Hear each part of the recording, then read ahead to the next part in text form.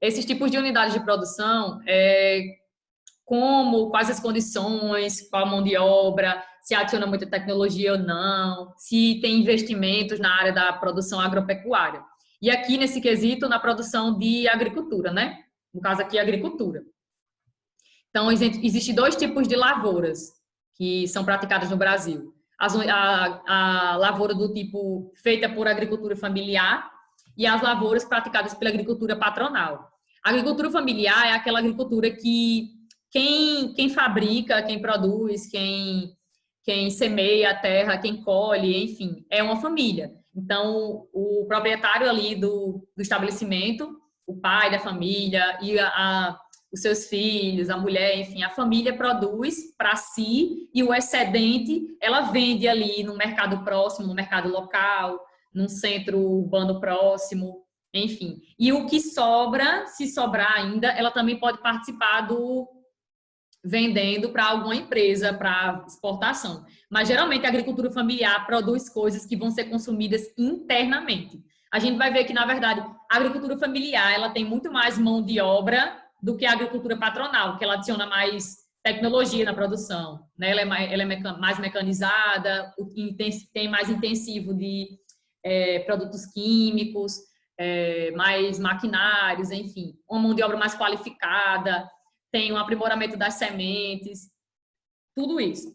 E aí, o que é que a gente percebe? A agricultura familiar, ela acaba produzindo mais coisas que a gente consome, as coisas que a gente consome internamente, e a agricultura patronal, ela produz aquilo que vai ser exportado para outros países. Ou seja, o agro é tech, o agro é pop e o agro é tudo, o agro é a riqueza do Brasil, está aqui, na agricultura patronal. O trabalho contratado é superior ao trabalho familiar, ou seja, tem mais pessoas contratadas.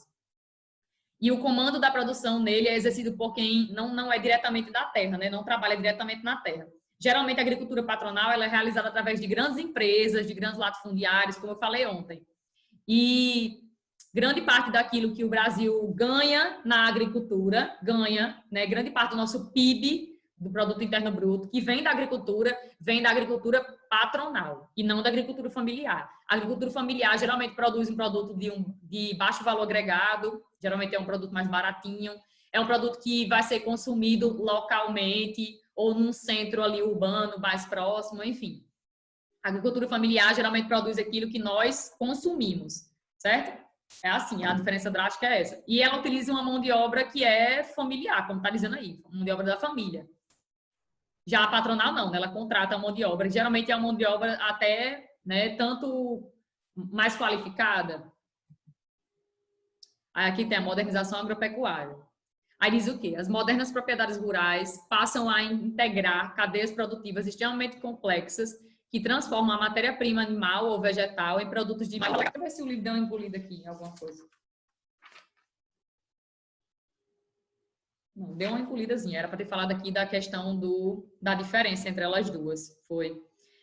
Tem uma diferença muito drástica, como eu já falei, da agricultura patronal para a agricultura familiar. Enquanto a patronal, grande parte do nosso PIB, né, que vem da agricultura, provém dela, o livro estima aqui que, através do Censo Agropecuário de 2006, 68% do PIB agrícola brasileiro, da economia que vinha da agricultura no Brasil, 68% vinha da agricultura patronal e 32% da agricultura familiar. E está falando também que esse cenário ele pode mudar com o tempo por causa de duas coisas principais. Primeiro, por causa que está havendo um maior investimento na área da agricultura no Brasil, por causa do PRONAF, Programa Nacional de Fortalecimento da Agricultura Familiar, que destina 15% de financiamento para esse tipo de agricultura. E também está dizendo aqui que, como a agricultura familiar é muito importante para o abastecimento interno de alimentos, então, de certa forma, ela tende a ganhar aí uma certa relevância no cenário nacional, por causa que ela produz aquilo que a gente mais consome, que a gente consome, na verdade. E sem contar que, tipo, a maior parte dos trabalhadores no Brasil que trabalham com agricultura, trabalham na agricultura familiar e não na agricultura patronal. A patronal ela é mais mecanizada, mais moderna, mais tecnológica, enfim. A gente sabe que quanto mais mecanizado, menor a mão de obra, né? Então, duas coisas podem promover uma mudança nesse cenário. Talvez a agricultura familiar ela ganhe mais relevância futuramente no Brasil. Primeiro com o Pronaf, né, que vem investindo mais na agricultura familiar, programa para investir mais, dá um certo subsídio para a agricultura familiar, mas que também eles não conseguem competir com a agricultura patronal, assim, não conseguem, mesmo com esses 15% aí de investimento. E a agricultura familiar, ela tem mais mão de obra e ela produz aquilo que a gente vai consumir internamente, então tem uma certa importância, né? Por isso que esse cenário aí talvez se modifique futuramente, mas eu acho muito difícil. É o que ele está dizendo, mas eu acho muito difícil acontecer. Nós somos um país altamente desigual em relação à terra. E a agricultura familiar, por mais que ela produza mais do que a gente consome, ela é responsável por produzir o que a gente consome de alimentos, ela não é tão levada em consideração para o governo brasileiro. Por quê? Porque não é uma agricultura que provém grande parte dos lucros no Brasil, né? Tipo assim, ela produz geralmente um produto que é vendido internamente, tem um baixo valor agregado, enfim, não é tão moderno os produtos, enquanto a agricultura patronal não, né? A agricultura aí dos grandes chefões da agricultura. Eu acho difícil esse cenário mudar, mas é o que o livro está propondo aí para vocês, levando vocês a pensar. Aí aqui tem um tópico, a modernização da agricultura familiar. Aí está dizendo aqui, né, que as modernas propriedades rurais, provindas da agricultura patronal, passam a integrar cadeias produtivas cada vez mais complexas. Cadeias produtivas que elas fazem de tudo. O agronegócio, né? O agronegócio não é toda uma cadeia produtiva, o agronegócio é feito através da agricultura patronal. Em suma, né? Aí diz aqui que, na verdade, essas grandes propriedades modernas, rurais, elas participam de toda uma cadeia produtiva, que é interligada, que é integrada, essa cadeia produtiva. Tem a produção os insumos, né? Insumo que pode ser um fertilizante, ou até sei lá, uma máquina, um adubo químico, enfim. Insumos, produção de insumos, aí a produção agrícola, levada para a produção agrícola para aumentar a produtividade. Essa produção agrícola é interligada à indústria para transformar aquela matéria-prima agrícola em um produto industrializado. Esse produto industrializado vai passar por um engarrafamento e para a distribuição. E, consequentemente, vai ser comercializado, distribuído e vai chegar até o consumo final, né? O consumidor final. O que é que quer dizer tudo isso aqui? Quer dizer que as grandes cadeias produtivas no Brasil, que se dão através das grandes propriedades agrícolas, elas participam do comércio internacional agrícola como uma grande cadeia produtiva, né? Que produz de tudo. Não é que nem a agricultura familiar, né? Que não consegue competir com isso aqui, não tem tudo isso aqui para competir com a agricultura patronal. Modernização agropecuária, deixa eu ver se falta mais alguma coisa. Produtos agrícolas industrializados. Deixa eu ver se o livro deu um salto. Deu um salto sim, com certeza. A modernização agropecuária ainda. Tem aqui, as unidades produtivas modernas consomem grandes quantidades de insumos industrializados, como fertilizante, pesticida, herbicida, adubo químico, equipamentos, maquinários. Quanto mais moderno, né, mais consome aí uma infinidade de insumos para a produção, para aumentar a produtividade. Sem contar que as modernas propriedades agrícolas no Brasil, elas estão cada vez mais envolvidas no mercado internacional e mais especializadas em seu ramo de produção. Então, as grandes cadeias produtivas, elas geralmente se especializam em um único tipo de produto, ou soja, ou milho, ou café. Quanto mais especializada, mais ela investe naquilo ali, mais moderna se torna.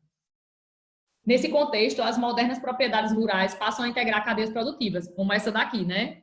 Ela participa de todo o processo, ela produz tudo que precisa. Produzindo produtos com maior valor agregado, como, por exemplo, hoje no Brasil você não tem só a produção de cana-de-açúcar, você tem uma produção de cana-de-açúcar que é interligada ali à produção de etanol, utiliza o bagaço da cana-de-açúcar para produzir etanol, que é um produto de um maior valor agregado. Aí, utiliza a produção de café para produzir um café solúvel, por exemplo, que é mais caro, tem um valor agregado melhor. Ou então, utiliza soja para produzir óleo de soja, que tem um valor agregado maior do que a soja, só a soja. Enfim, a gente vai ver que no Brasil, as grandes modernas propriedades rurais, elas funcionam através de uma cadeia produtiva e elas estão cada vez mais se integrando à indústria para produzir produtos com alto valor agregado, ou com valor agregado ali maior, né? Do que só o produtozinho agrícola in natura. né? Elas não produzem só produto agrícola in natura, elas não vendem só ali o café bruto ou a cana-de-açúcar sem ser refinada, sem fazer nada, enfim, sem aproveitar nada dela. Hoje em dia, essas grandes propriedades agrícolas, elas estão cada vez mais se modernizando e interligando o setor agrícola ao setor industrial e produzindo um produto com um valor aí maior no comércio internacional. Está falando nessa parte de modernização também. Aí agora vai falar sobre algumas principais cadeias produtivas na agropecuária brasileira. Deixa eu ver se aqui dá... aqui nessa outra parte. A exportação de produtos industrializados, derivados dos agrícolas, é bastante vantajosa para o país. E é óbvio que a gente ganha muito mais vendendo produto industrializado do que um produto agrícola in natura, tipo assim, sem processamento nenhum. A crescente produção do campo beneficia também o segmento de máquinas e equipamentos. É claro, tipo, a produção agropecuária, ela está totalmente interligada. Então, na verdade, até diz aqui em seguida, né? A eficiência de uma cadeia produtiva depende da integração de etapas que envolvem desde a manutenção de viveiros para animais, cultivo e a produção de derivados até a distribuição nos mercados interno e externo. Ou seja, quer dizer o quê? Que a produção no campo ela está totalmente interligada. Não adianta você produzir ou criar só o animal e não fazer nada com aquele animal ali depois. Enfim, isso é a lógica da agropecuária brasileira. Não adianta você só cultivar um único tipo de produto se você não adiciona nenhuma tecnologia, se você não faz nada, se você não processa aquilo ali para um produto industrial, não transforma no produto industrializado com valor agregado maior. Enfim, quanto mais moderna, mais se utiliza de várias coisas, né? Máquina, equipamento, adubo, defensiva agrícola, bancos, interliga com os bancos, com capital aí, empresas de investimentos, entre outros. Principais cadeias produtivas da agropecuária brasileira. Aí aqui a gente vai falar de alguns tipos de culturas que são extremamente importantes para o Brasil. São importantes historicamente, basicamente, né? Tipo, o café é um produto também histórico, né? O Brasil foi um dos maiores produtores mundiais de café. Já foi, né? E ainda é um dos maiores produtores mundiais de café. Também ainda se destaca. Principalmente por causa da década de 1970, com a criação da ABIC, né? Com a atuação, na verdade, da ABIC, Associação Brasileira da Indústria do Café. Enfim, mas o café ele é um produto histórico para o Brasil, desde o século XIX, quando o Brasil realmente começou a produzir muito café, exportar para o mercado exterior, se tornou aí um dos grandes exportadores de café. E o café, de certa forma, a venda do café no Brasil, o café paulista, o café feito lá em São Paulo, de início, né, que liderava naquela região ali de São Paulo e o nortezinho do Paraná. O café ele foi muito importante para a indústria no Brasil, porque, na verdade, o dinheiro obtido com a venda do café foi utilizado para implantar as primeiras indústrias no Brasil, que surgiram em São Paulo, né? Por isso que a nossa industrialização é uma industrialização concentrada. Concentrada onde? Entre São Paulo ali e Rio de Janeiro. Mas principalmente São Paulo. Por quê? Porque a indústria surge em São Paulo, em decorrência, principalmente desses lucros que grandes cafeicultores conseguiram no decorrer do século XIX, do início do século XX, começaram a investir esse dinheiro todo em indústrias. Sem contar que, tipo, teve a crise de 1929, então o café no Brasil teve uma baixa de preço muito grande. Enfim, muitos cafeicultores, para não sair do prejuízo, começaram a investir em outro setor, no caso a indústria, certo? De forma bem resumida é isso. Então, o café é um produto histórico muito importante para o Brasil há muito tempo, mas ele só ganhou mais relevância mesmo a partir do século XX. Sobretudo a partir da década de 70, né? Vai dizer aqui, ó, até meados do século XX, a atividade cafeeira no Brasil não era considerada prioridade. Eu não concordo com isso, mas enfim. Diz aqui que a partir da década de 70 era prioridade sim. Mas o livro você disse que não era. Até a década de 70, a atuação dessa ABIC, né, que é a Associação Brasileira da Indústria do Café, a ABIC, ela promoveu uma certa... como é que eu posso dizer? Um prestígio maior para o café brasileiro, né? Ela criou um selo, que é um selo de qualidade para o café brasileiro, dando credibilidade para o nosso café. E também houve a criação do Comitê Brasileiro do Café. E no livro de vocês aponta aqui que esse Comitê Brasileiro do Café ele serviu para criar, para meio que reunir, né, tanto os produtores quanto as empresas do setor de torrefação, que torra o café, né, transforma lá no processo produtivo, faz a moagem do café e interligou também a indústria de café solúvel e de exportação. Ou seja, esse comitê que foi criado, o Comitê Brasileiro do Café, ele veio para unir todo o processo produtivo do café, todas as pessoas, os atores que fazem parte do processo do café. Atualmente, a região brasileira que mais vem crescendo, tem destaque, né, no cenário de produção de café, é o Cerrado. E não mais ali São Paulo, só São Paulo e o norte do Paraná, né, como era no passado. Hoje o Cerrado vem crescendo muito, essa expansão também do ramo de café. E vem sendo muito degradado também por causa disso, né? E aqui também aponta por que o café ele se expandiu para o Cerrado brasileiro. Porque houve também um processo de modernização, né, da área, para que atendesse à grande produção de café. Aí agora vamos falar de... Não sei porque pulou para cana-de-açúcar, porque a sequência aqui é soja. Enfim, vamos para a soja. Depois para cana-de-açúcar. Soja. A soja hoje é um dos principais produtos do Brasil, né? E sempre fica figurando aí, o Brasil fica figurando entre primeiro e segundo lugar, em maior exportador mundial, né, de soja. Fica geralmente ali entre Estados Unidos e Brasil. Brasil e Estados Unidos. Fica variando. Não sei como é que está hoje, 2020, agora, enfim. Mas eu sei que é um dos principais produtos da cota de exportação brasileira. E aí o Brasil, ele não produz só a soja, não exporta só a soja bruta, né? A gente está se especializando cada vez mais em soja em grão, óleo de soja e farelo de soja para alimentação animal. Enfim, coisas e soja dá para fazer milhões de coisas, né? Vários outros produtos. Coisa que, de certa forma, alavanca aí as nossas possibilidades de rentabilidade com a soja. Deixa eu ver o que eu posso dizer mais. Sim, a expansão de soja no Brasil ganhou destaque entre as décadas de 60 e 80, principalmente por causa de investimentos estatais. O governo brasileiro começou a investir na produção de soja no Brasil, através de produtores também nas linhas de crédito.